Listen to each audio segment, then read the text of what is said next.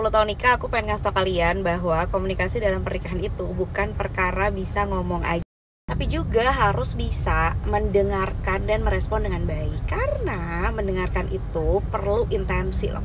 Apalagi kalau mendengarkan hal-hal yang tidak kita sukai ya, seperti kamu tiba-tiba ngomongin bola terus kayak nggak peduli sebenarnya aku gitu ya, atau ngomongin motor terus kayak nggak ngerti, tapi aku mendengarkan dengan penuh intensi, terus aku bertanya, excited nggak aku nanya?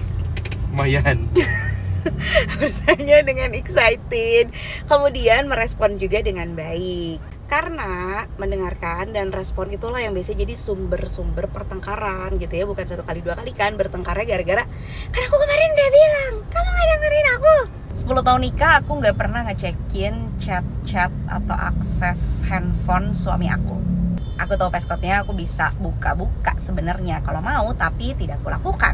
Pertama aku mager, kayak kapan ya aku harus melakukannya gitu ya. Yang kedua ya udahlah ya, kalau ada yang disembunyikan ya udah nggak apa-apa juga. Kalau mau cerita ya pasti diceritain, kalau nggak mau cerita ya nggak cerita, nggak apa-apa. Nanti juga akan apa ya, kayak nggak bikin pusing sama hal-hal yang tidak diceritakan, karena aku merasa aku tidak perlu tahu semua juga sih. 10 tahun nikah kami berdua udah nggak percaya lagi sama yang namanya masalah itu jangan dibawa tidur. Kalau lagi berantem sebelum tidur harus baikan dulu, kayak it doesn't work that way. Sepertinya nasihat itu memang datang dari generasi orang tua kita, dimana kan mereka belum begitu paham soal mental health ya.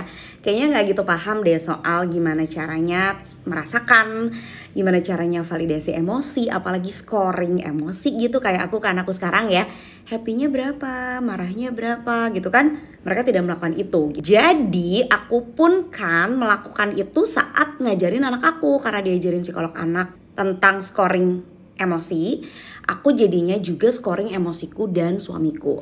Nah, kalau lagi berantemnya bener-bener parah, ternyata bukan perkara berantem terus baikan, ya kan? Kalau dulu kan aku mikirnya kayak marah banget, abis itu baikan gitu.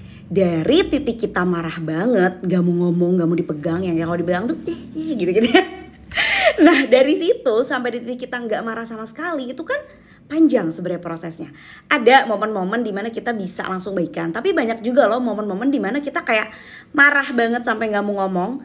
Marah banget, udah mau ngomong sih, tapi gak boleh deket-deket deh kamu. Marah banget, udah mau ngomong, udah mau dipegang, tapi aku masih marah. Jadi 1 to 10, marahnya tuh tinggal 2 gitu misalnya. Jadi marahnya sebelumnya 10, habis itu marahnya jadi 8, habis itu marahnya jadi 6, habis itu marahnya jadi 3 gitu ya.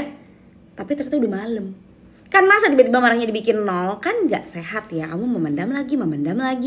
Menurutku sih kurang baik kayak gitu. Jadi gak apa-apa kalau memang pada saat sebelum tidur kamu masih merasa marah, komunikasikan aja. Kuncinya tuh di situ. Bahwa aku masih marah sih sama kamu, gak semarah tadi, tapi masih marah. Jadi apa ya, aku sekarang marah dulu sama kamu, besok pagi kita ngobrol lagi. Hal-hal itu yang sebenarnya penting, bagaimana mengkomunikasikan marah kita, seberapa marah kita. Bukannya buru-buru, gimana caranya apapun yang terjadi kita tidak boleh marah lagi. Menurut aku itu gak sehat sih. Pada akhirnya aku dan suamiku merasa kesehatan mental kami jauh membaik setelah menerapkan hal ini, bahwa marah itu ada spektrumnya, bisa dari 10 sampai 0. Sadari dulu kamu marahnya lagi di berapa dan apa yang pengen kamu lakukan. Sendiri dulu kah, keluar dulu kah, jajan dulu kah, uangnya habis tinggal jajan, mandi dulu kah, skincarean dulu kah, apa? Gimana menurut kamu?